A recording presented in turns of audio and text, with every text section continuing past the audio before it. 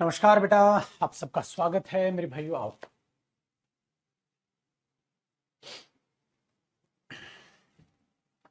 Last session अपना खोल लेते हैं, ओपन कर लेते हैं।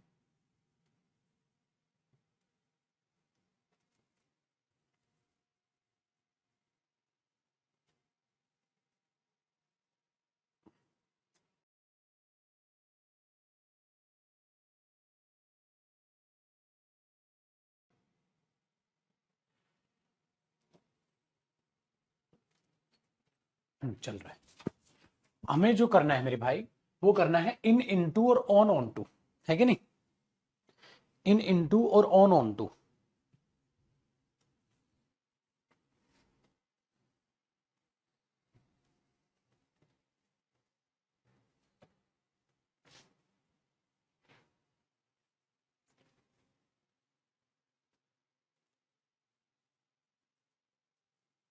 यही छोड़ा था ना भाई हेडिंग? हाँ जी भाई जी, इन इनटू और ऑन ऑन टू। देखो, हालांकि हमने इन और इनटू जैसे पढ़ा था, वैसे ही मैं आपको ऑन और ऑन टू की बातें कुछ बताता जाता हूं। इन जो होता है वो यहां से कॉपी कर लेना भाई। अब आप आ ले हैं सब के सब। स्टेट ऑफ बीइंग बताता है कहां पर आप हैं।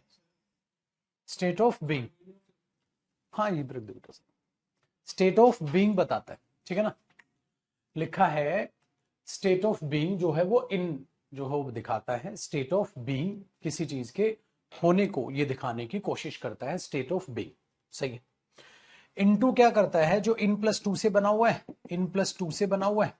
हाँ, तो इन स्टेट ऑफ बीइंग दिखाएगा, लेकिन ये टू जो है ये मूवमेंट को दिखा देगा। मतलब स्टेट ऑफ बीइंग है प्लस विद मूवमेंट है, तो ये मूवमेंट को दिखा देगा। बिल्कुल ठीक है, आपने बिल्कुल आसान तरीके से बोला, कोई टेंशन वाली इसमें बात नहीं। ठीक है, बहुत बढ़िया मेरे भाई। तो इन और इन, अरे इंटू लिखना था, मैंने इन लिख दिया, यहां पे इंटू लिखेंगे। ठीक है भाईजान, ये दो चीज आपके पास आ गई। आपने बोला सर ये काम भी हमारे लिए बेहद आसान हो गया। सही है। अब इसलिए मैंने आपको कहा था he came into the room, he came into the room, बिल्कुल सही है। और ही केम, अगर मैं बोल रहा हूं मेरे भाई ही केम इन द रूम, ये गलत है। ये सही हो गया, ये गलत हो गया। वो कमरे के अंदर आया। लेकिन एंटर के साथ मैंने आपको कहा इनटू मत लगाना। He entered into the room, into enter के साथ प्रेपोजिशन जो है वो गलत हो जाती है, सुपरफ्लुअस हो जाती है। ये आपकी हो। अब ऐसे ही जरा ऑन और ऑन टू को समझने की भी कोशिश कर लो, बहुत ही आसान काम है मेरे भाई। ऑन और ऑन टू का भी साथ साथ कॉपी करना। थोड़ा सा स्पीड मेंटेन करूंगा मैं ना, वैसे पढ़ाऊंगा भाइयों। ऑन और ऑन टू, तो ये मैंने आपको बताया था किसी चीज के सरफेस पे होना। ऑन टू जो है ना, ये फिर से वही है, मूवमेंट। मूवमेंट से मतलब क्या है कि भैया ऑन तो है उस सरफेस पे, वो पहले से ही चीज है। ऑन टू के लिए एक छोटा सा डायग्राम बना लो, आप भी एक छोटी सी टेबल बना लो। हाँ ऐसे। अब ये जो है ना ऑन टू कुछ ऐसे दिखाएगा movement. He jumped on to the table, he jumped on to the table, he jumped on to the table. तो इसका डायग्राम कुछ ये हो जाएगा मेरे भाई। He jumped on to the table, इसका एग्जाम्पल कुछ ये हो जाएगा। सही है। हाँ sir, he jumped on the table भी हो सकता है। He jumped on the table क्या हो जाएगा अगर मैं, हालांकि he jumped on the table भी लगा सकता हूं। He jumped on the table, on the table का मतलब ये हो गया मेरे भाई, वो टेबल पर ही खड़ा था और टेबल पर ही कूदा। वो टेबल पर ही खड़ा था और टेबल पर ही कूदा। मैं टेबल पर खड़ा हूं सपोज करो, और मैंने जंप किया, तो मैं टेबल पर खड़ा हूं, टेबल पर ही कूदा। अब सपोज मैं कहीं और हूं और वहां से टेबल के ऊपर जंप मार जाऊं, ये ऑन टू द टेबल। इसलिए मैंने ये मूवमेंट दिखाई है कि भाई ये आ गया ऑन और ये आ गया टू। ठीक है, तो ये सिचुएशन आ गई ऑन टू। लेकिन टेबल पर ही खड़ा हूं, मेरा सरफेस वही है, उसी पर कूदा, ऑन द फ्लोर कूद गया मैं, ऑन द टेबल कूद गया, तो उसी पे खड़ा हूं, उसी पे कूदा। किसी दूसरे सरफेस से उस पर कूदा, जैसे कैट है, बिल्ली है, यहां से यहां कूदी, एक वो उसी पे कूद गई, तो ये फर्क है बस। तो सही दोनों है, लेकिन ऑन और ऑन टू का अब आपको डिफरेंस समझ आ गया होगा। लेकिन अगर मैं ये बोल दूं, कोई भी स्टेट ऑफ बीइंग दिखा दूं, the book was on the table, the book was on the table. अब मेरे भाइयों में ये नहीं बोल सकता the book was on to the table. On to the table क्या हो जाएगा, नॉनसेंस हो जाएगा। सर बुक टेबल पर थी तो the book was on the table होगा, ऑन टू द टेबल तो नॉनसेंस हो गया चीजों को लेकर हम, तो ये चीज गलत है। ठीक है, बताओ, कॉपी करो साथ साथ। तो ये ऑन और ऑन टू वगैरह ये चीजें यहां पर है।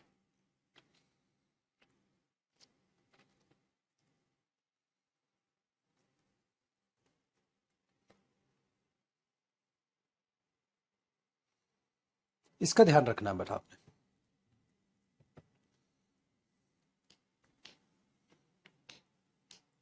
अच्छा, अगर मैं बोल दूं, ठीक है, देर इज अ नेस्ट,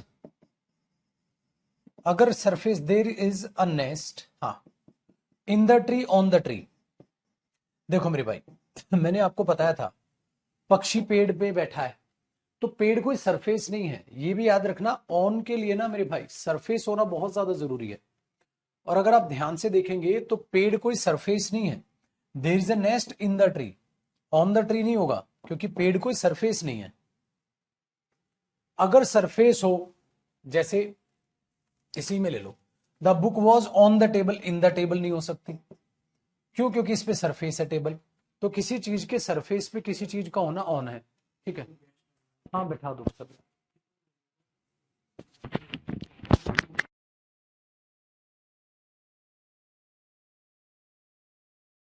ठीक है जी, तो हमने बोल दिया देर is a nest in the tree, हाँ, और the book was on the table, in the table नहीं बोल सकते आप। ये कहानी यहां पर इंटरेस्टिंग है ना? इजी चीज ये भाई काम।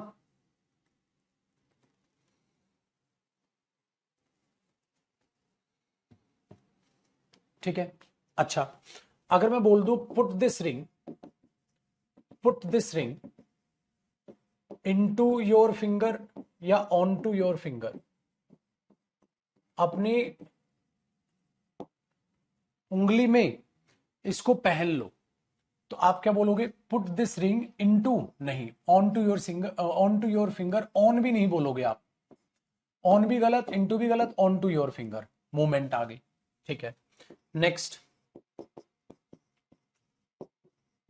Put on this shirt, put on this shirt, put on to this shirt, ये शर्ट पहन लो बेटा, वो पुट ऑन होता है, वो पुट ऑन पुट ऑफ होता है, तो आप बोलोगे put on this shirt, shirt पहन लो। दूसरी चीज मेरे भाई, मैंने बोल दिया पुट ऑन दिस रिंग, इस अंगूठी को पहन लो, पुट ऑन दिस रिंग, इस अंगूठी को पहन लो, ऑन टू योर फिंगर, अपनी फिंगर में। ये है कहानी, है ना इजी? तो put on to this ring नहीं बोल सकता ना, put on to this ring, put on to this ring नहीं, put on this ring. On to your finger या इन टू योर फिंगर, फिर से वही, ऊपर भी बता दिया मैंने, on to your finger. Put this, put on this ring on your finger, on your नहीं भैया, ऑन टू योर फिंगर, क्योंकि मूवमेंट है। ये इंटरेस्टिंग चीजें जो है आपको बताती। ठीक है, करो मेरे भाई कॉपी। 1 मिनट में मैं बस, मेरे बच्चे 2 मिनट में आ रहा हूं मेरे भाई, 2 मिनट शांति से बैठिएगा, हल्ला मत कीजिएगा, 2 मिनट।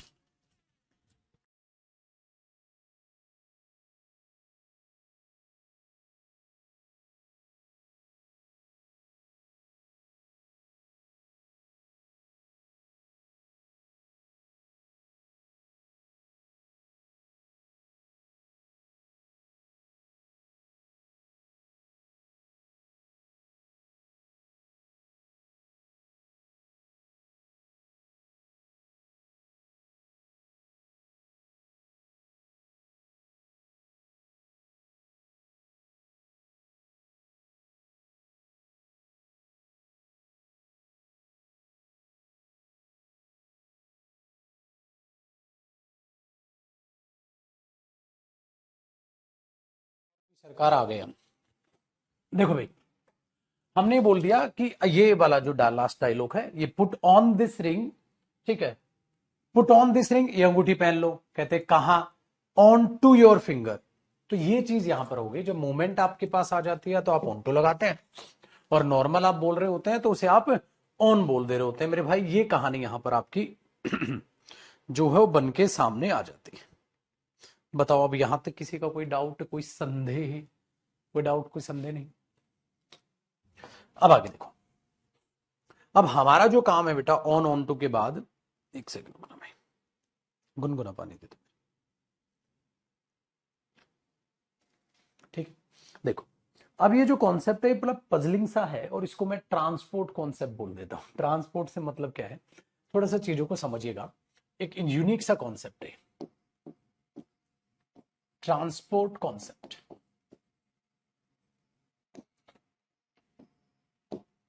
अब इस ट्रांसपोर्ट कॉन्सेप्ट में क्या होगा कि कोई भी ऐसी चीज जिसमें आप ट्रांसपोर्ट में यूज होती है, चाहे वो ट्रेन हो, चाहे वो बस हो, चाहे वो प्लेन हो, और आप उसमें खड़े होकर वॉक कर पा रहे, उसके लिए वो ऑन यूज करते हैं मेरे भाई।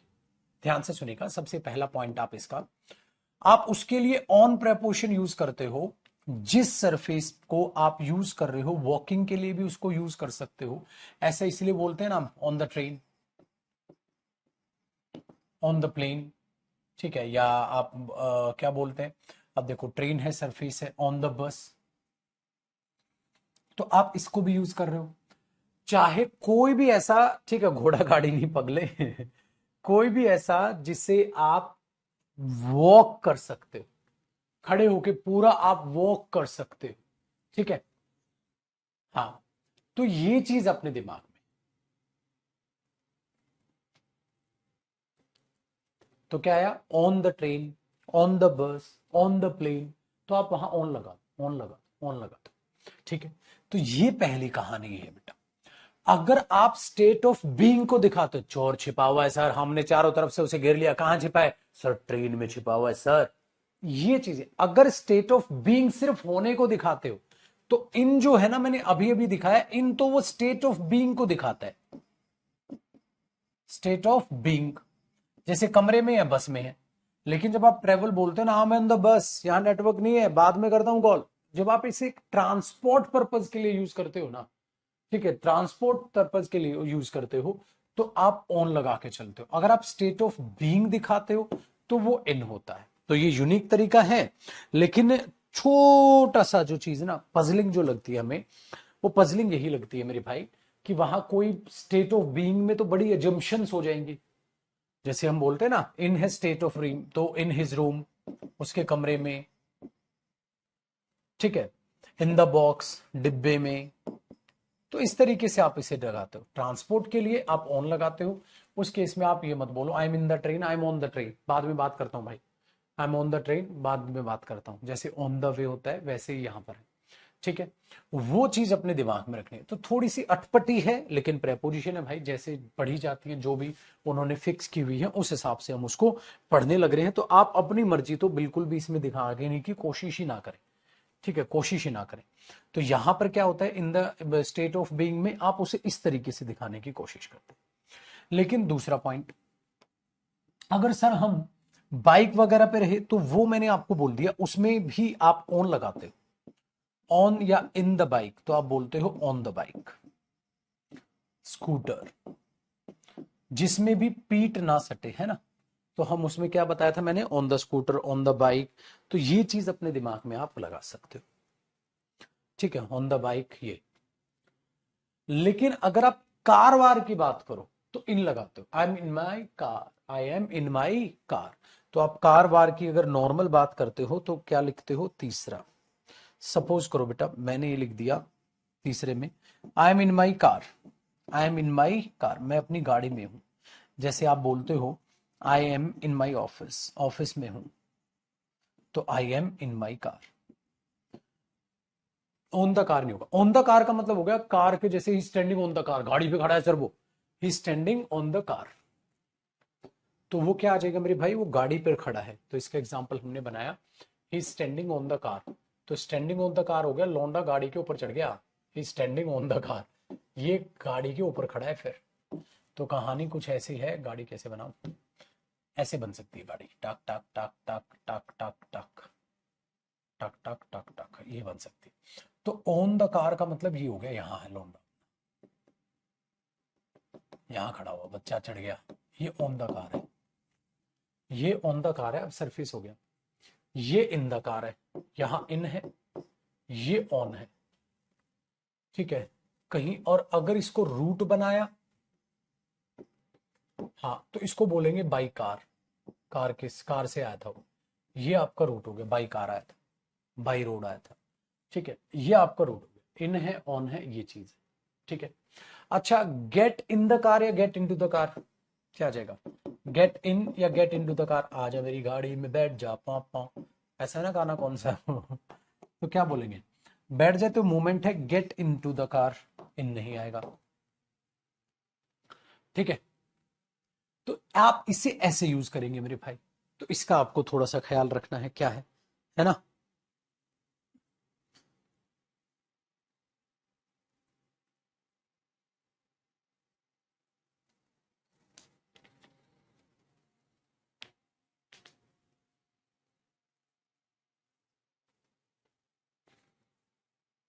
करी कॉपी हटा देता हूँ इसको।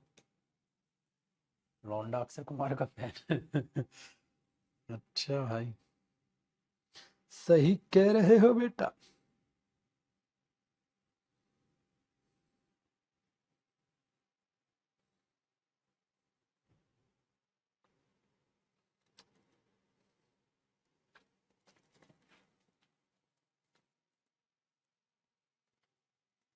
अब देखो भाई, अब जो अगला कॉन्सेप्ट है वो मैं आपको टाइम समझाना चाह रहा हूं। देखो, समय के साथ बेटा कई प्रेपोजिशन आती है, कई प्रेपोजिशन समय के साथ आती है, कोई पॉइंट ऑफ टाइम के साथ आती है, कोई ड्यूरेशन भी दिखाती है। तो हमने टाइम जो है ना, दो टाइप का होता है। एक तो ड्यूरेशन में जो बताया जाता है, 3 साल हो गए, 4 साल हो गए, ऐसे। और एक जो पॉइंट ऑफ टाइम बताया जाता है, जिसे हम कहीं ना कहीं टेंस टॉपिक से भी रिलेट करते हैं मेरे भाई इसको। तो क्या होता क्या है बेसिकली, देखो, सबसे पहले जब आप सिंस प्रेपोजिशन का यूज करते हैं तो इसके बाद आप पास्ट पॉइंट ऑफ टाइम लिखते हैं। पास्ट पॉइंट ऑफ टाइम, जैसे आज हमारा ट्यूसडे हुआ बेटा, मैंने बात करनी है कल मंडे की, तो मैं क्या बोलूंगा पाजी? सिंस मंडे, मंडे से मतलब कल वाला मंडे, पास्ट वाला। सिंस 1947, तो पास्ट पॉइंट ऑफ टाइम, जैसे 1947, ठीक है। पास्ट का कोई भी ईयर बोल दो, कुछ भी, ठीक है। सिंस चाइल्डहुड, बचपन, चाइल्डहुड भी पॉइंट ऑफ टाइम है, बचपन से। तो इस तरीके से हम इसमें ये लगाते हैं। दूसरा मेरे भाइयों, फोर जो है उसके साथ ड्यूरेशन ऑफ टाइम आती है, सही है, ड्यूरेशन ऑफ टाइम आती है। मैं एक साथ लिखवाना चाह रहा हूं, ड्यूरेशन ऑफ टाइम आती है। तीसरा मेरे भाई, फ्रॉम के साथ भी पॉइंट ऑफ टाइम आता है, पॉइंट ऑफ टाइम आता है। इसी में मैंने बताया था फ्रॉम का टू के साथ कंपाउंड बनता है। एक ऐसा ही होता है बेटा बिटवीन, बिटवीन भी प्रेपोजिशन है, इसके साथ एंड आ जाता है। और फिर ये बिटवीन 3 PM एंड 5 PM, तो 3 और 5 के बीच में, 3 और 5 के बीच में, सपोज करो between 3 PM and 5 PM, between 3 PM and 5 PM, तो बिटवीन, ये बिटवीन के साथ टू नहीं आता मेरे भाई, एंड आता है, ये याद रखोगे सर। और टाइम के साथ साथ क्या क्या आ जाता है?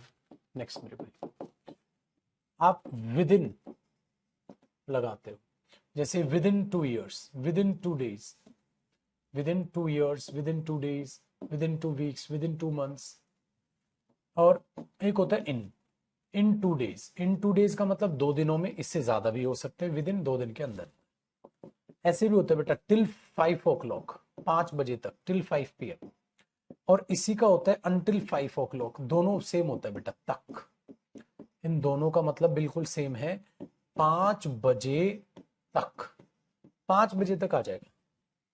आई will wait for him till 5 o'clock, I will wait for him, किसी के लिए इंतजार करना वेट फॉर होता है, वेट टू नहीं। जैसे I will, I will wait to him, या I will wait for him till 5 o'clock, till 6 o'clock, suppose मैंने कुछ ऐसा बोल दिया। तो मेरे भाई अब आपको ध्यान ये रखना है, वेट फॉर होता है किसी का इंतजार करना, I will wait for him, मैं उसका इंतजार करूंगा टिल 5 o'clock, ठीक है। आप उसे ऐसे कर सकते हैं, ठीक है। तो आप इसे इसे देखिएगा, प्रैक्टिस शीट का ये असाइनमेंट देखता हूं बेटा, नहीं डला तो मैं डलवाऊंगा, ठीक है ना, नहीं डला होगा तो डलवा दो। तो इससे भी देख के चलिएगा कि क्या है। अच्छा, 8वां, सर मैं तो बिफोर 5 o'clock मिलूंगा उससे, तो भाई टाइम के साथ 5 बजे से पहले, सर सॉरी, मैं तो उसको 5 बजे के बाद मिल पाऊंगा। सर आफ्टर 5 o'clock मिलूंगा उससे। तो बिफोर 5 o'clock 5 बजे से पहले, आफ्टर 5 o'clock 5 बजे के बाद, 5 बजे तक।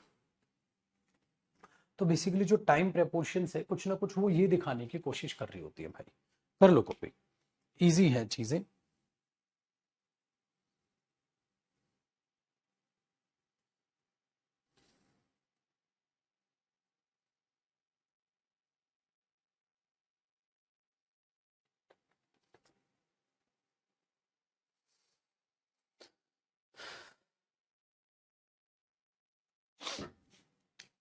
ठीक है, और हाँ एक और भी तो रह गया, एट 5 बजे, एट 5 o'clock, 5 बजे, एट नून, एट नून होता है दोपहर में, at night, at night, in the night तो मैंने बता ही दिया। एट भी तो यूज होता है भैया।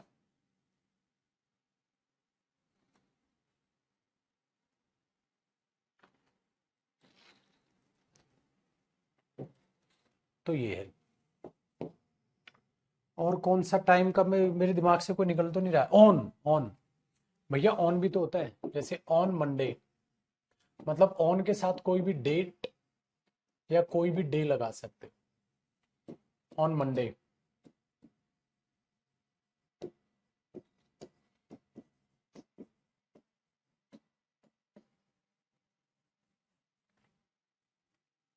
ठीक है, ये आप लगा सकते हो। डन।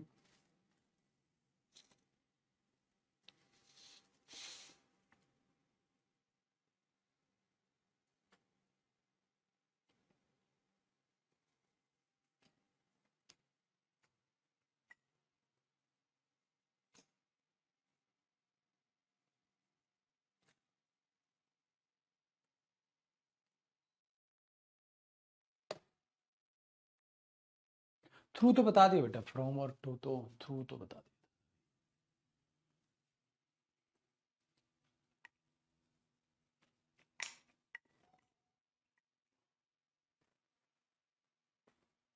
बेटा ग्रेजुएशन में तो करो, किसी से कर लो, लेकिन गवर्नमेंट जॉब करनी है तो ग्रेजुएशन का सिर्फ थप्पा होना चाहिए और उसको ध्यान दो। तो ग्रेजुएशन किस में करो उसकी सलाह मैं नहीं दे पाऊंगा बेटा। पता चला मेरी सलाह से तूने कर लिया और वो काम नहीं आया फिर। भाई मैं यही सलाह दे सकता हूँ कि ग्रेजुएशन जब भी करें तो थोड़ा सा ऐसे करें कि कॉलेज वॉलेज में जाना ना पड़े और अपनी प्रिपरेशन पे ध्यान दो आप।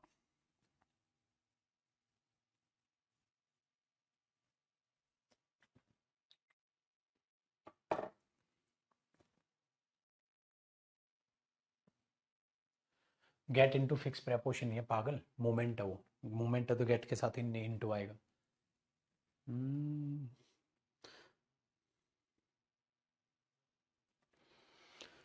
ठीक है। अब देखो, मैंने आपको एक कॉन्सेप्ट कराया था कि एडवर्ब से पहले प्रेपोजिशन की जरूरत नहीं होती।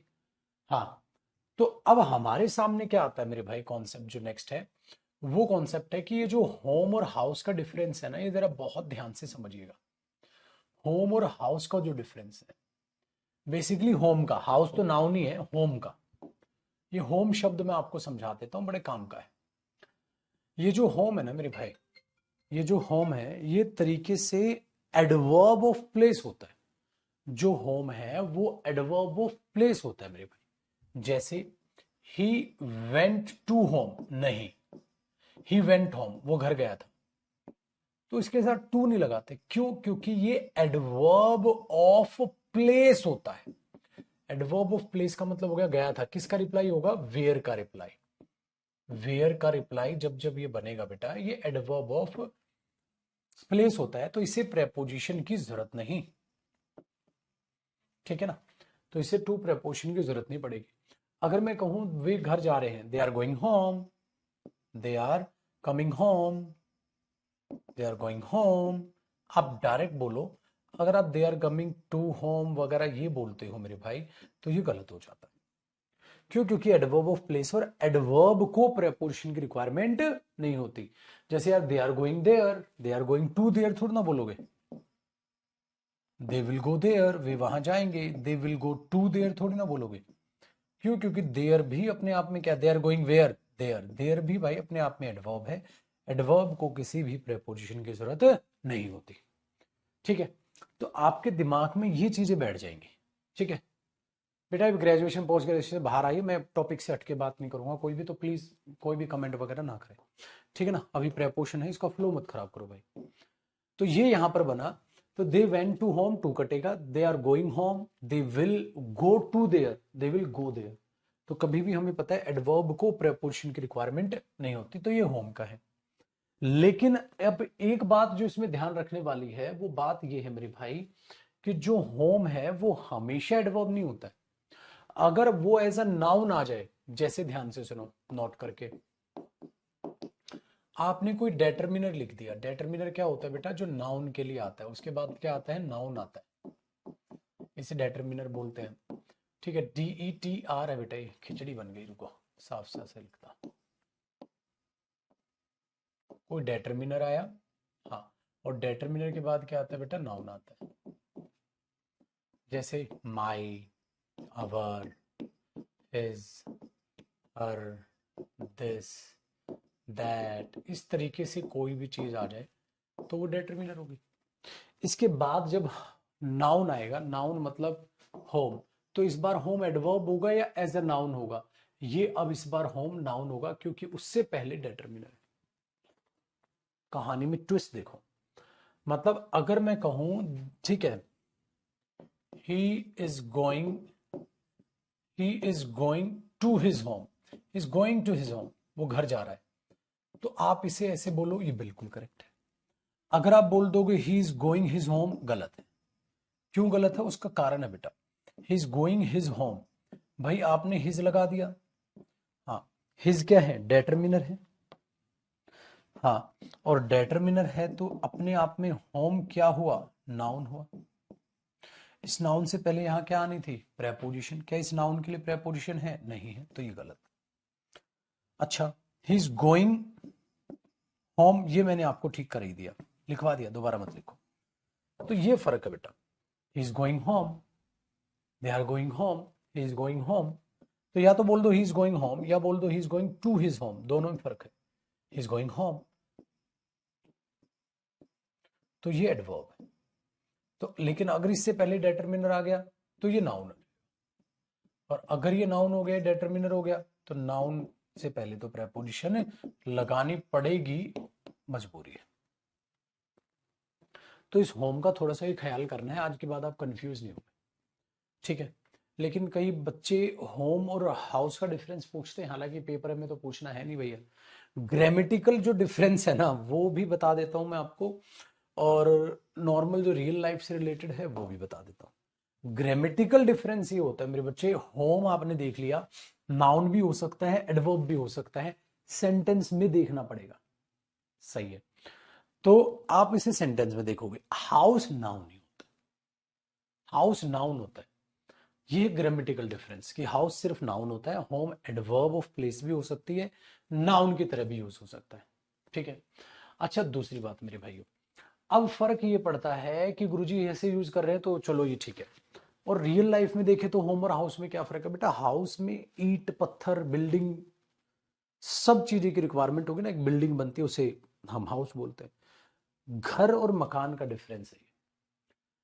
और अगर मैं बोल दूं घर, घर भैया भावनाओं से बनता है, परिवार से बनता है, भावनाओं से बनता है, ईंट पत्थर की जरूरत नहीं है, खुला आसमान भी घर हो सकता है, एक भिखारी का फुटपाथ घर है, वही रहता है। तो घर भावनाओं फीलिंग से बनता है, मकान मेरे भाई ईंट पत्थरों से बनता है। ये डायलॉग सुना होगा ना, एग्जैक्टली exactly।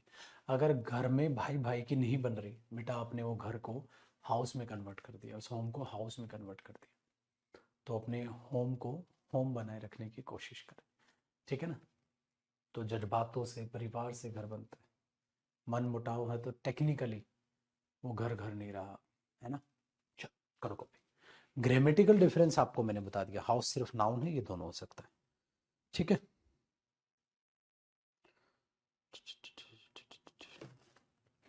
अब अगला जो कॉन्सेप्ट मैं आपको करा रहा हूं वो थोड़ा सा टेक्निकल है, अच्छा है, बेहतर है, शानदार है और जानदार है, बड़े ध्यान से देखिएगा। ये करा रहा हूं मेरे भाई मैं आपको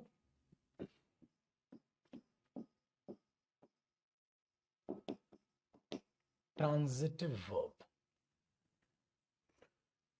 ये ट्रांजिटिव वर्ब का कॉन्सेप्ट है जो कि यूनिक है, ठीक है, ये बड़ा यूनिक है, तो इसको, ठीक है, इसको बड़े ध्यान से सुनिएगा।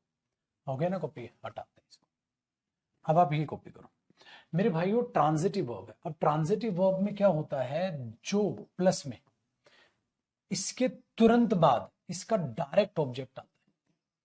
डायरेक्ट ऑब्जेक्ट का मतलब है जो उस ट्रांजिटिव वर्ब की डायरेक्ट एक्सप्लेनेशन होता है।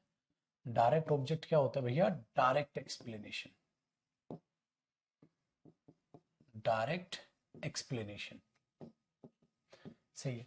उसके बाद फिर आपकी प्रेपोजिशन आती है और उसके बाद आता है इनडायरेक्ट ऑब्जेक्ट। मतलब खाया क्या खाया, खरीदा क्या खरीदा, जानते हो किसको जानते हो, पढ़ा क्या पढ़ा, मैं पढ़ाता हूं क्या पढ़ाते हो, तो ये डायरेक्ट ऑब्जेक्ट है। किसको पढ़ाते हो, खरीदा क्या खरीदा, किसके लिए खरीदा, इनडायरेक्ट ऑब्जेक्ट, क्या खरीदा, डायरेक्ट ऑब्जेक्ट। तो इसमें ध्यान ये रखना है कि आप इसे ऐसे यूज करते हैं, पहले आपके पास ट्रांजिटिव वर्ब आती है, डायरेक्ट ऑब्जेक्ट हो रही है, लेकिन डायरेक्ट ऑब्जेक्ट का मतलब डायरेक्ट एक्सप्लेनेशन, इनडायरेक्ट का मतलब किसको किसके लिए, वो इनडायरेक्ट ऑब्जेक्ट होता है। जब आप इसको घुमाकर लिखते हो तो ये मैंने बता भी रखा आपको, ट्रांजिटिव वर्ब आती है और उसके बाद इनडायरेक्ट ऑब्जेक्ट आ जाता है। अब उसे प्रेपोजिशन की रिक्वायरमेंट नहीं पड़ती अगर हम उसे आगे लिख देते हैं, क्यों, क्योंकि ये इससे रिलेट कर लेती है और बाद में डायरेक्ट ऑब्जेक्ट है। तो डायरेक्ट ऑब्जेक्ट से पहले तो कभी प्रेपोजिशन आएगी नहीं, इनडायरेक्ट से पहले कब आएगी, जब इनडायरेक्ट ऑब्जेक्ट को डायरेक्ट के बाद लिखेगी। अगर इनडायरेक्ट वर्ब के तुरंत बाद लिख दिया तो प्रेपोजिशन की रिक्वायरमेंट खत्म कर देता है। मतलब आप एक बात को दो तरीके से कह सकते हो, जैसे जैसे मैंने बोल दिया I teach English to him, I teach English, मैं इंग्लिश पढ़ाता हूं, तो ये मेरा डायरेक्ट ऑब्जेक्ट है। किसको पढ़ाते हो, टू हिम, तो ये इनडायरेक्ट ऑब्जेक्ट है। तो इसमें इनडायरेक्ट ऑब्जेक्ट यहां है बेटा, ठीक है। और इसे आप कैसे लिख सकते हो, और सर इसका एक तरीका यह है कि आप क्या बोल दो, I teach, I teach him, I teach him English, I gave him a pen. तो ये इनडायरेक्ट ऑब्जेक्ट आगे लिख दिया, डायरेक्ट ऑब्जेक्ट बाद में लिख दिया। तो डायरेक्ट ऑब्जेक्ट से कभी पहले प्रेपोजिशन है ही नहीं, इनडायरेक्ट से पहले यहां प्रेपोजिशन आएगी, यहां नहीं आएगी। तो ये ऐसी चीज है जिसे मैं वर्ब में भी पढ़ाता हूं और यहां भी बताता हूं, ठीक है, सही है सर। इसीलिए बेटा हम ऐसे बोलते हैं, he gave, he gave a pen, इसने एक पेन दिया था, टू हर, हर को, he gave a pen to her, या क्या लिख सकते हो, he gave her a pen, he gave her a pen, he gave her a pen, या लिख सकते हो मेरे भाई, he gave a pen to her, ठीक है। ये बहुत अच्छा है। अब इसको पता है इतना डिटेल में मैंने दोबारा क्यों बताया, आओ आज आपकी शादी करा देता हूं, ठीक है बेटा, क्योंकि इस वर्ब के लिए बताया। अच्छा इससे पहले एक और चीज लिखना चाहूँ फिर बताऊंगा। अच्छा एक बात बताओ, अगर आप किसी को जानते हो तो आप क्या बोलोगे, he knows her, very good, वो उसको जानता है, ही नोज हर ऐसे बोलोगे ना, ही नोज टू हर तो नहीं बोलोगे। लेकिन भाइयों आप इसको ऐसे लिखते हो, ही नोज हर, वो उसको जानता है, ही नोज हर उसको जानता है, ही नोज टू हर थोड़ा ना बोलोगे यार, ही नोज टू हर, पागल है क्या, ही नोज टू हर, पागल है, he knows to her, to की जरूरत ही नहीं है, ही नोज हर, क्योंकि नोज वर्ब है और ये इसका डायरेक्ट ऑब्जेक्ट है, और डायरेक्ट ऑब्जेक्ट से पहले प्रेपोजिशन की जरूरत नहीं होती, क्यों लगाऊं, क्यों लगाऊं, ठीक है। तो मैंने बोल दिया बेटा ही नोज हर, सही है, आई मेट हर, ठीक है, he knows to her, nonsense. लेकिन आप इसको पैसिव वॉइस में बनाते हो ना,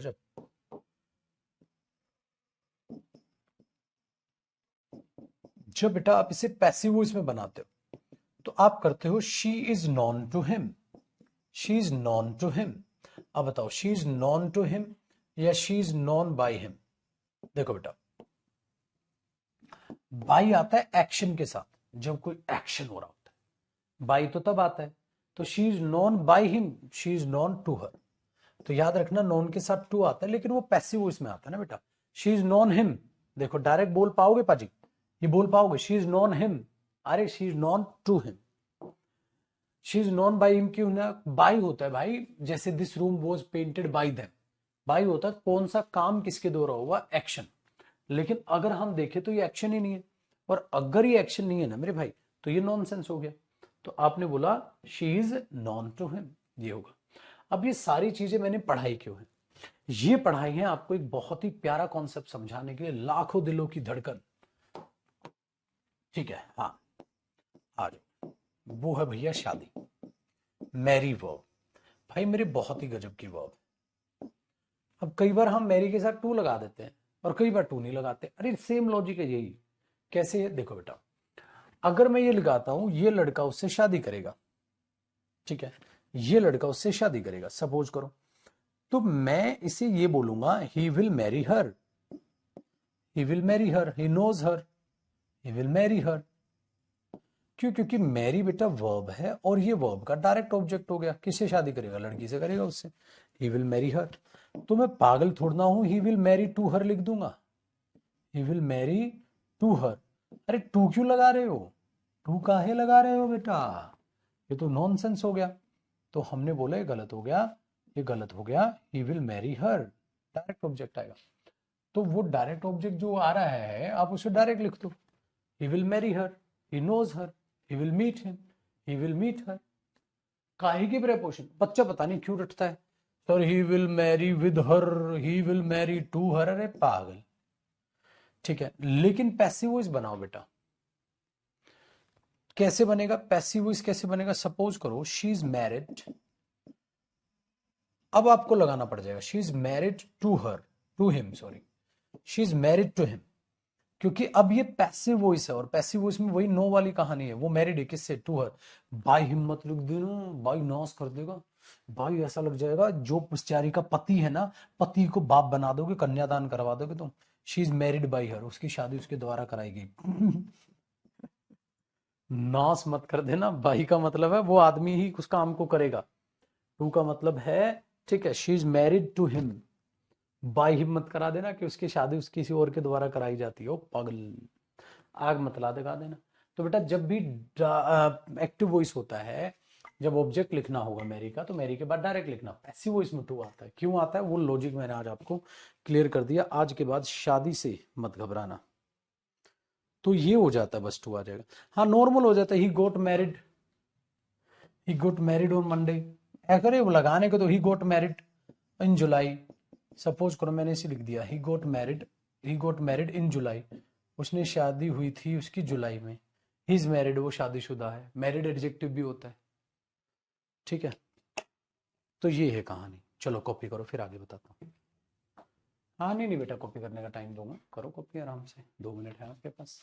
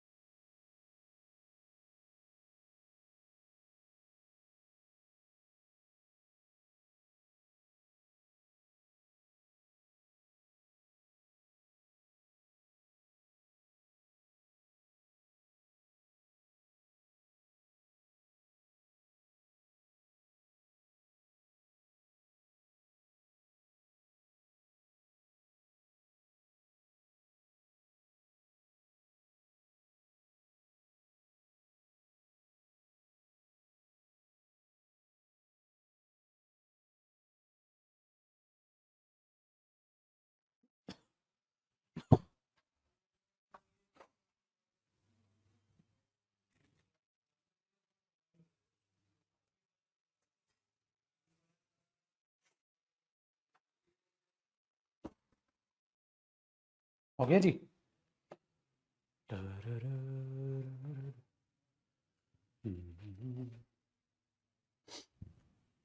देखो मेरे भाई,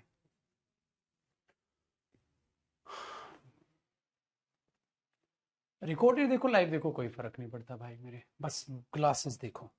जो तेज तरार बच्चा है वो रिकॉर्डेड देखे, लाइव ना देखे। जो थोड़ा सा ये बच्चा है कि इंग्लिश को आराम से सीखना चाह रहा है वो लाइव देखे। देखो मेरे भाई, अब अपने आप पास ऑप्शन क्या बचा है कि ये बड़ा ही इंटरेस्टिंग सी चीज थी। अगला है मेरे पास ड्यूरिंग और वाइल। During versus while. देखो दोनों में क्या फर्क होता है ना।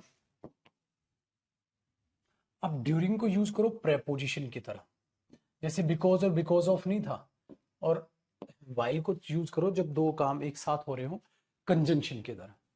दोनों में ये फर्क है मेरे भाई। जैसे he was playing, he was playing during, during they were sleeping. वो खेल रहा था जब वो सो रहे थे। तो हमने देखा यहां तो दो बातों को जोड़ने के लिए कंजंक्शन चाहिए मेरे भाई, तो आप ड्यूरिंग काटोगे वाइल लिखोगे। दूसरी चीज, जब हम ये पर, जब हम ये लिखें ही फेल्ट नर्वस, वो उसे नर्वस हो गया था थोड़ा, he felt nervous while his speech, अपनी स्पीच के दौरान। तो उसके लिए आपको क्या लगाना पड़ेगा, ड्यूरिंग हिज स्पीच। ये छोटा सा डिफरेंस है, ठीक है।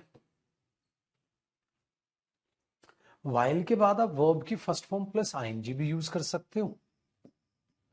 ये भी ध्यान रखना, कई बार एक्शन को शॉर्टकट में दिखाने के लिए वो ऐसा कर देगा, फिर मेन स्टेटमेंट दे देगा,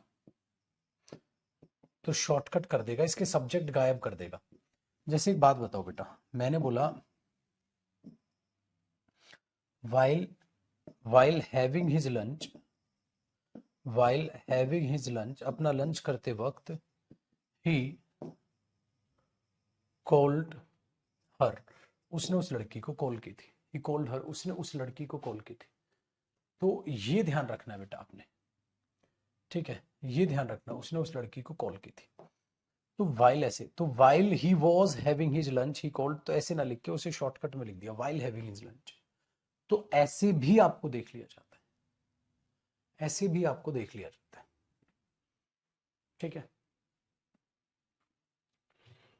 ये चीजें समझनी है भाई। अब ऐसा ही डिफरेंस होता है, स्पीड से तो नहीं लिख रहा हूं मैं कहीं आप कॉपी ना कर पाओ, साथ साथ बता देना बेटा जहां स्पीड ज्यादा हो जाए मेरी, कई बार भावनाओं में बह जाता हूं। एज और लाइक का फर्क होता है। लाइक मेरे बच्चे प्रेपोजिशन होती है, और भाइयों बहनों एज कंजंक्शन होता है, ठीक है। जैसे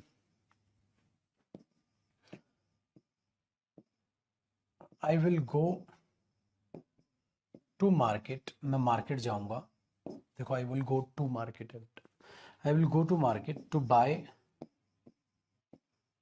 सम fruit, to buy some fruit as oranges, ठीक है, ग्रेप्स एटसेट्रा। तो आपको यहां पता है एज नहीं लाइक आएगा, क्योंकि मुझे यहां प्रेपोजिशन की जरूरत है मेरे भाई, कंजंक्शन की जरूरत नहीं है, कंजंक्शन की जरूरत नहीं है। दूसरा मैं बोल दूं एज आई वॉज बिजी, जैसे कि मैं बिजी था, आई डिडेंट कम, मैं नहीं आया।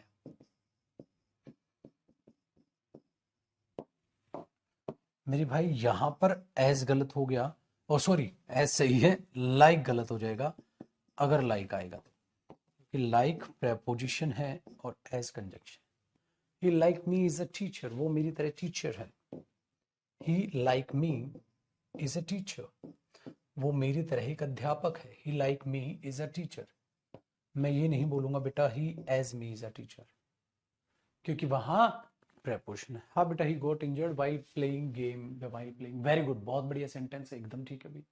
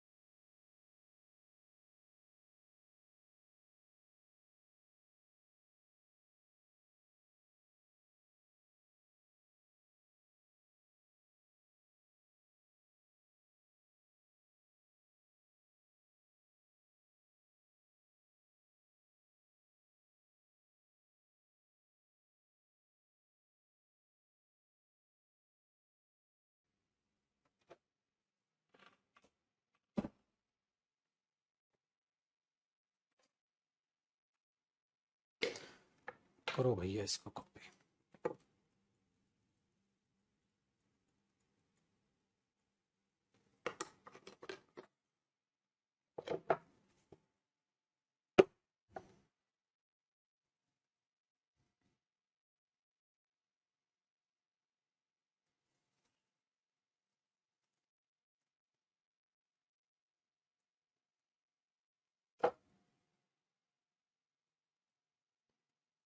हो गया?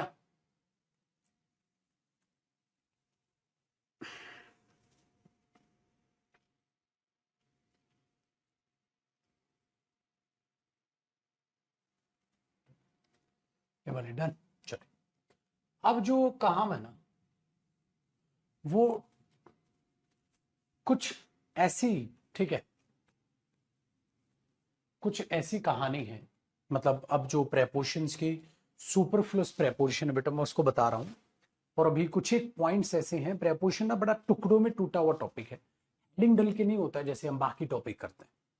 तो अभी मैं आपको सुपरफ्लुअस प्रेपोजिशन करा रहा हूं, और बाद में जब आप देखेंगे या तो आप ये पाएंगे कि बहुत सारी ऐसी प्रेपोजिशंस है। फिर फिक्स प्रेपोजिशंस में कुछ यूज मैं वैसे बताऊंगा, ये प्रेपोजिशन ऐसे यूज होती है, ये तो भी टुकड़ों में टूटा हुआ है, ठीक है ना, टुकड़ों में टूटी हुई चीजें।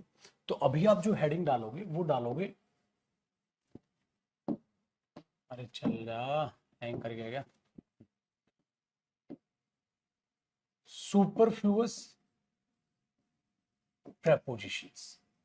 अभी इसको सिखा रहा हूं, फिर टुकड़ों में चीजें बटी हैं, तो कोई भी ये ना सोचे ओए बल्ले बल्ले मजा आ गया चैप्टर खत्म। अबे कभी खत्म नहीं है, अभी थोड़ा सा वक्त लगेगा, ठीक है।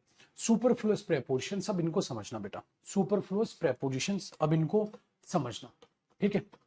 तो हमने बोला सर सुपरफ्लुअस प्रेपोजिशंस कहाँ काम करती है बेटा। सबसे पहले जो पॉइंट है ना सुपरफ्लुअस प्रेपोजिशन का, वो काम करता है ट्रांजिटिव वर्ब के साथ, जो मैंने अभी बताया कि भैया ट्रांजिटिव वर्ब जो है ना वो अपने बाद जब कभी भी, ठीक है, प्रेपोजिशन ले और उस प्रेपोजिशन के बाद आप लिख दो डायरेक्ट ऑब्जेक्ट, तो भैया बिल्कुल गलत है। कभी भी वर्ब का जब आप ऑब्जेक्ट लिख रहे होते हो तो उसे प्रेपोजिशन की रिक्वायरमेंट नहीं पड़ती है। जैसे आई, अगर मैं यह बोल रहा हूं I bought some books yesterday, I bought to some books yesterday, तो मैंने कल कुछ किताबें खरीदी थी। तो सबसे पहले सुपरफ्लुअस प्रेपोजिशन आपको यहां लगा हुआ दिखाई देगा कि भैया ये चीज मतलब ऐसा जहां प्रेपोजिशन की नीड नहीं है या सुपरफ्लुअस बन रही है। सुपरफ्लुअस प्रेपोजिशन में क्या है, या नो नीड, नो नीड, जरूरत ना होना, या तो प्रेपोजिशन की जरूरत ना होना बेटा उसको सुपरफ्लुअस प्रेपोजिशन कह देते हैं, या जहां प्रेपोजिशन की सेंस ऑलरेडी है वहां घुसा देना प्रेपोजिशन को, वो चीज यहां पर रहती है। बिल्कुल बेफिक्र है, मैंने कहा ना प्रेपोजिशन तो बड़े मजेदार चीज है, ठीक है। ये चीज कहानी है। दूसरा, कई बार बच्चे के लिए मैं हालांकि फिर थोड़ा सा रूड होके बोल देता हूँ उस बच्चे को, या आपको भी बोल देता हूँ, कई बच्चों को ना बोरिंग लग जाता है प्रेपोजिशन, टीचर पढ़ा रहा होता है तो। हालांकि देखो ज्यादातर टीचर तो, ये तो मैं खुला बोल रहा हूँ बेटा, जितना मैं आपको कंटेंट दूंगा ना प्रेपोजिशन का पढ़ाऊंगा उतना कोई नहीं पढ़ाता, कोई भी टॉपिक की। आप खुलेआम कंपेयर करके देखो, जितना इंग्लिश में आपका कंटेंट है आजू बाजू आप देखोगे एकदम खुश रहोगे, ये कॉन्फिडेंस अपने दिमाग में रखिए। बट दो चीज शब्द होते हैं ना, कई बार बच्चा बोर हो जाता है, बड़ा टॉपिक है यार, सर सर बोर हो जाते हैं सर, क्या करूं सर, परेशान हो गया प्रेपोजिशन। बेटा बेरोजगार आदमी के लिए शब्द बने ही नहीं है, बोर हो जाना, परेशान हो जाना। देखो मैं ये कहता हूँ रो धो कुछ भी करो, पढ़ाई आपके लगातार होनी चाहिए। बोर हो रहे हो हाँ तो तब भी पढ़ लो, अच्छा नहीं लग रहा टॉपिक तब भी पढ़ लो, पढ़ाई किसको अच्छी लगती। तो ये जो लाइन है ना, ठीक है, हाँ ये चीज याद रखिएगा, ये जो लाइन है ना ये यूं रहनी चाहिए, पढ़ रहा हूं पढ़ रहा हूं पढ़ रहा हूं पढ़ रहा हूं पढ़ रहा हूं। ये पढ़ाई की लाइन है और ये आपकी जिंदगी की लाइन है, उतार चढ़ाव उतार चढ़ाव उतार चढ़ाव उतार चढ़ाव। लेकिन उन उतार चढ़ाव में पढ़ाई आपकी रेगुलर चल रही है, बच्चा वही कामयाब बच्चा वही कामयाब है, तो उसे दिमाग में आपको बैठा लेना है। समझे जो मैं कहने की कोशिश कर रहा हूं, ये चीज दिमाग में आ रही है, ठीक है, डन है। चलो, अब मैंने यहाँ पे टू काट दिया मेरे भाई, हमने बोल दिया sir I bought to some books, to नहीं होगा। अच्छा दूसरा पॉइंट, आपको ये पता है प्रेपोजिशन की कोई जरूरत नहीं होती अगर आप उसे एडवर्ब के लिए लगा रहे हो तो मेरे भाई। तो आपने ये प्रेपोजिशन भी काटा, ये भी एक सुपरफ्लोस का हिस्सा है, इसलिए मैंने ये बोल दिया था he will go abroad. He will go to abroad मत बोलना मेरे भाई, क्योंकि यहां पर ये जो टू है ये ऑलरेडी, ठीक है, अब्रॉड में आ जाएगा, अब्रॉड क्योंकि वह एडवर्ब। इसलिए मैंने बोला था it is raining cats and dogs, याद आया? It is raining like cats and dogs नहीं बोला था, क्योंकि कैट्स एंड डॉग्स क्या होता है, इडियम जो एडवर्ब का काम करता है। So it is raining cats and dogs. Bag and baggage, with bag and baggage मत बोलिएगा, ये सुपरफ्लूअस टॉपिक में भी और यहां पर भी आती है, ठीक है बात। ये की कहानी है भैया। सर आपने बोला ओके। अब इसी में एक तीसरा पॉइंट, ठीक है, तो ये भी दिमाग में रखिएगा कि इनके साथ जब हम इन चीजों को देख रहे होते हैं तो ये देखो, ठीक है भैया जी। तीसरा पॉइंट देखिएगा कि जब कभी भी आप एंटर यूज करें, हाँ, एंटर के साथ इनटू ना लगाएं, बस डायरेक्ट से क्या लिख दे, वो प्लेस जहां पर आप एंटर कर रहे हो। इनटू क्या हो जाता है, सुपरफ्लोस। हाँ, क्यों? क्योंकि गो इनटू हो सकता है, कम इनटू हो सकता है, go into the room, come into the, ठीक, एंटर के साथ इनटू। लेकिन मेरे भाई एंटर इनटू भी सही हो सकता है अगर वो एक फ्रेजल वर्ब बने। एंटर इनटू का मतलब होता है किसी कॉन्ट्रैक्ट में एंटर होना, किसी कॉन्ट्रैक्ट का हिस्सा बनना, कॉन्ट्रैक्ट का हिस्सा बनना। He entered into the contract, ही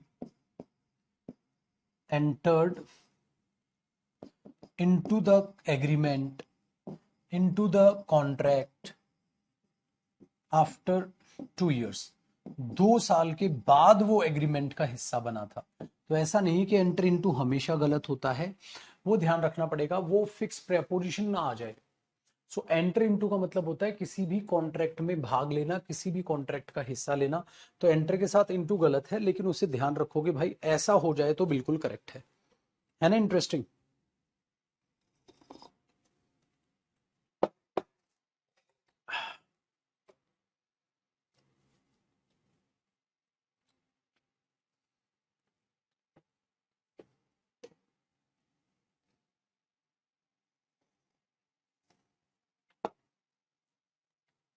करो कॉपी, फिर मैं बदलता हूं।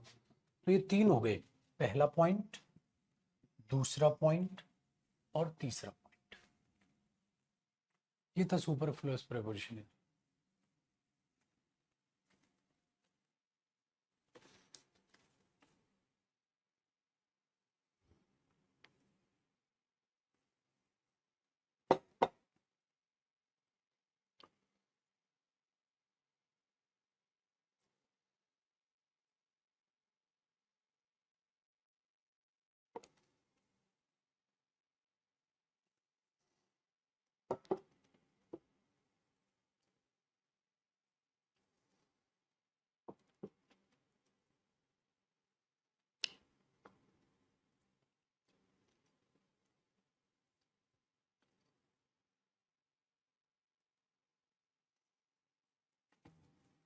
ठीक है, अब ये जो है एग्जाम्पल्स के थ्रू में सारी चीजें आपको कराऊंगा, जैसे जैसे, ठीक है, जैसे जैसे आप प्रेपोजिशंस को सीखते चले जाओगे।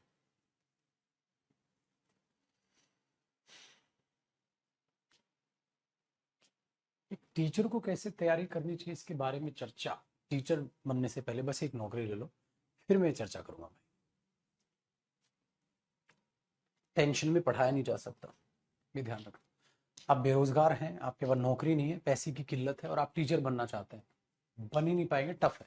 पहले नौकरी ले लो, क्योंकि आप पढ़ा रहे होगे, आपके पास घर की टेंशन है, टेंशन में आप अच्छा कैसे पढ़ाओगे? मेरे को नहीं देखते, कभी कभी मैं गुस्से में पढ़ा रहा होता हूँ, कभी कभी मैं थका होकर पढ़ा रहा होता हूँ, तो जो मेरा चेहरा है, मेरी लाइव क्लास है भाई, जो मेरा चेहरा है वो मेरा चेहरा आप रियल में देख पा रहे होगे, आप समझ जाते हो सर थके हुए हैं, आज इरिटेटेड हैं, आज गुस्से में, आज बार बार फोन बज रहा है, कुछ काम है, क्लास के बीच में से छोड़ के कई बार आ रहा हूँ जा रहा हूँ, चीजें चले। तो टीचिंग आपकी लाइफ से डायरेक्ट इम्पैक्ट डालती है, but most of the time, ज्यादातर समय आप क्या देखते हैं, 90% केसेस में कि मैं आपको खुश होकर पढ़ा रहा होता हूँ, 10% केसेस में होता है बेटा कि लाइफ ठीक नहीं चल रही, या गुस्से में पढ़ा रहा हूँ, या थका हुआ हूँ, वगैरह वगैरह। उल्टा हो जाता जब आप अच्छी नौकरी वोकरी या कोई नौकरी नहीं होती और आप टीचिंग लाइन में आना चाहते हैं, टीचिंग प्रोफेशन को अपनाना चाहते हैं और टीचिंग कर रहे हैं और आपके पास प्रेशर इतना है, उस प्रेशर में आप कैसे अच्छा पढ़ाएंगे। इसलिए मैं हमेशा एक ही चीज को बोलता हूँ, ठीक है, कि आप पहले नौकरी ले लो, उसके बाद की कहानी अच्छी होगी बेटा। चलिए अब इसके भैया एग्जाम्पल्स देखते हैं और इन चीजों को समझने की कोशिश करते हैं। तो इनके एग्जाम्पल्स को बड़े ध्यान से देखिएगा मेरे भाइयों। एग्जाम्पल में सबसे पहला एग्जाम्पल है, जैसे अगर मैं ये कह दूं उसने 5 किताबें ऑर्डर की थी, ही ऑर्डर्ड 5 बुक्स। उसने 5 किताबें ऑर्डर की थी, ही ऑर्डर्ड 5 बुक्स।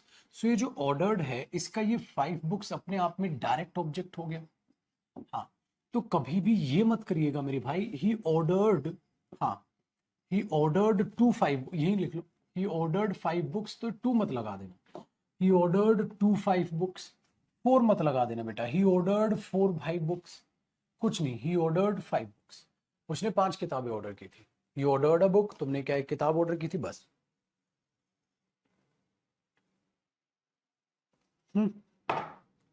आसान। दूसरी चीज भाई, जब आप ये बोल दो, इसी को पहला ये एग्जांपल रखना, he placed an order, he placed an order. अब अगर मैं ऐसा कर दूं, मतलब ऑर्डर को एज अ नाउन यूज कर दूं, he placed an order for 5 books. उसने ऑर्डर प्लेस किया था, उसने एक ऑर्डर प्लेस किया था फॉर 5 बुक्स, 5 किताबों के लिए, ठीक है, वेरी गुड।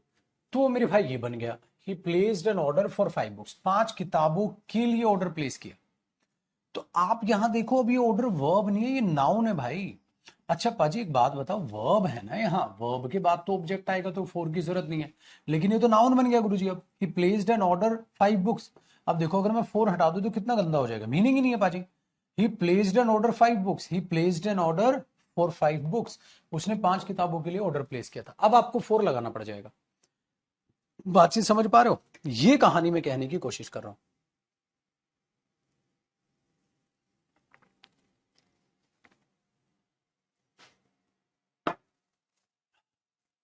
अब बताओ चीजें समझ में आई। तो ये इसलिए मैंने इसको बोला था, इसको पहला ही एग्जाम्पल रखना। अब दूसरा, दूसरा मतलब जिसके बारे में हम बात करें, ठीक है, डन है। तो अब अगर हम बात कर लेते हैं माई फ्रेंड,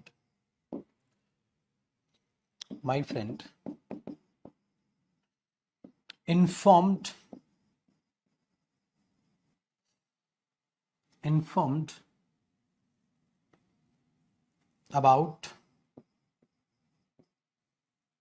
ठीक है, अब मैंने informed के साथ about लगा दिया। My friend informed the upcoming exam, मेरे दोस्त ने अपकमिंग एग्जाम जो है उसके बारे में खबर दे दी थी, खबर दे दी थी। इन्फॉर्म्ड का ये ऑब्जेक्ट है, तो आपको अबाउट लगाने की जरूरत नहीं। Give me the information about, अब ये लगा सकते, ठीक है ना, जैसे मैंने बोलिए please give me, please give me the information about. अब इन्फॉर्म तो वर्ब होता है, इंफॉर्मेशन नाउन है, the information about the upcoming exam, ये सही है, अबाउट द अपकमिंग एग्जाम, ये सही है। तो इंफॉर्मेशन, अगर इंफॉर्म है वर्ब तो उसके साथ अबाउट नहीं, इंफॉर्मेशन अपने आप में बन गई मेरे भाई नाउन, ठीक है, ये चीज यहां पर आ जाती है, तो इस बात को ध्यान रखना है।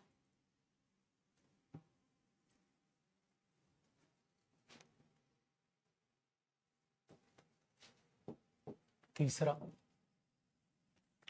We are ready to attack China.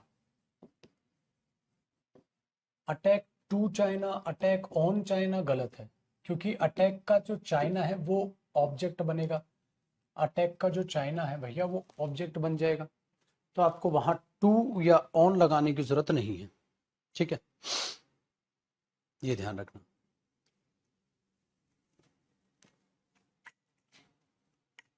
ठीक है, लेकिन अगर मैं बोल दूं बाय द अटैक, अटैक के द्वारा, दे डिड द रॉन्ग थिंग, उन्होंने गलत किया, उन्होंने गलत चीज की है भाई, अटैक के द्वारा, अटैक करके उन्होंने गलत किया, तो बाय द अटैक। अब क्यों? क्योंकि द अटैक, द आर्टिकल है, अटैक क्या है यहाँ, नाउन है, तो उससे पहले प्रेपोजिशन आ गई। By writing the essay he won my heart, याद आया, by, by the attack they did the wrong thing, आप ऐसे बोल सकते हो। आप ये करो। सर मैं ऑलरेडी बिहार बोर्ड वाले बच्चों को तैयारी कराता हूँ, हमेशा आपसे ही सीखता हूँ। बहुत बढ़िया बेटा, गॉड ब्लेस यू, यूं ही मेहनत करो, परमपिता परमात्मा आपको कामयाबी दे। ठीक है भाजी, देखो, तो bye the attack they did the wrong thing, करो कॉपी, फिर बदलते हैं स्क्रीन। बस करो सर, थक गवो।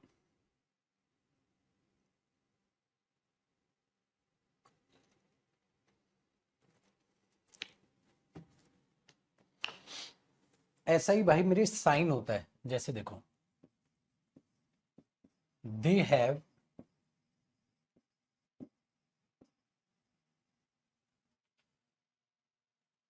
they have already signed the treaty, treaty होता है समझौता, उन्होंने पहले ही समझौते पे साइन कर दी। They have already signed on the treaty नहीं होगा भाई। हाँ, साइन का नाउन क्या होता है, signature, signature on these papers, on these papers, in papers पे सिग्नेचर, तो सिग्नेचर क्या हो गया, नाउन हो गया, ये कर सकते हो। ठीक है, चलिए बाबू, तो यहां तक है कहानी। पांचवा जो एग्जाम्पल है,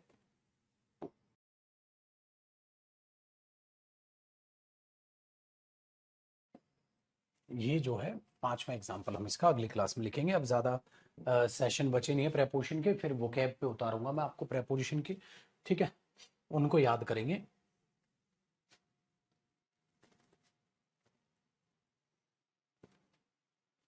चलो भाइयों, खुश रहो, आबाद रहो, मस्त रहो, और तब तक आपके पास अच्छा खासा समय है, तो आप अपना चीजों को रिवाइज कीजिएगा।